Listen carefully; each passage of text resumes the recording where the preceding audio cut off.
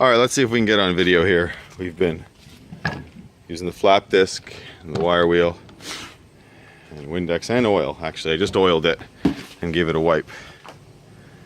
And you can see the shiny metal now.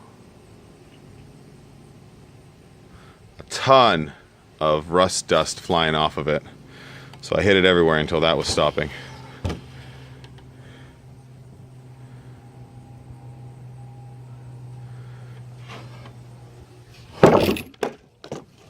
Underside, that's a telltale sign of a Trenton. Well, so is that it says Trenton on it, but even if it didn't. Same with the hammer marks. You can actually see in some spots where they welded the base to the top. Serial info is on here, 80 pounds, A122672.